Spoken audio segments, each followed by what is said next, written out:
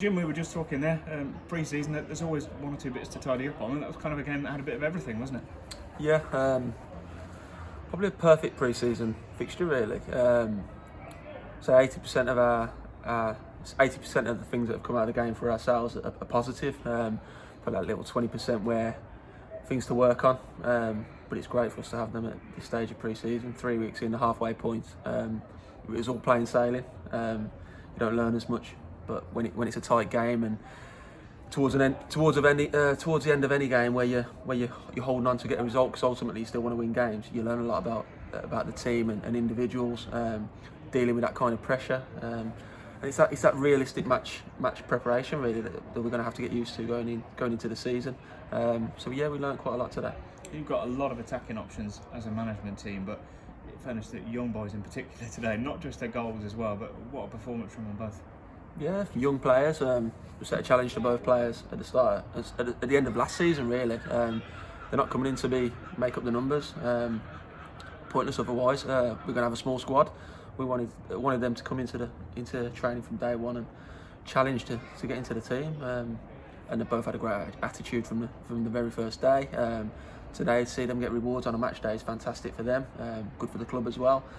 Got to build on it now. That's what it's about. And that's the thing, isn't it? I mean, it might be on the outside and looking at their CVs, one might expect that maybe a Hemo or a Morgs might be first choice, so to speak. But young boys giving you a headache, that's a perfect sign of the good squad, isn't it? Yeah, it's a sign of a good squad, and it's a sign of the good people we brought to the club as well. When you're a Jaden White or an Ethan Fremantle, you're looking up at an Ashley Hemmings and Mari Morgan-Smith. They're your role models, and if they're doing the right things and doing the right things day in, day out, training on and off the pitch, they're people they can look up to. They're good role models, and that's what it's about. The older players have took the younger players under their wing since day one, and the younger players are now reacting to it. And hopefully, we can get the fruits of that labour, really. Yeah, and we made the point of saying in the game exactly that. As much as the young boys did enjoy scoring their goals today, I really enjoyed seeing the older lads, so to speak, kind of celebrate with them. Really, they're delighted for the young boys to be scoring goals. Because they test them day in, day out. They demand from them. So when you get to a match day and you get the rewards and you see these young boys progressing, it's great for us as coaches, it's great for us as a club, but it's great for them as teammates as well.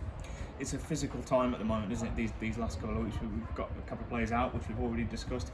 Sammy today, perhaps just missing as one of those precautions to be on the safe side, or? Yeah, Sammy, great pro. I don't think he's missed a training session since I've been at the club in nearly 3 years.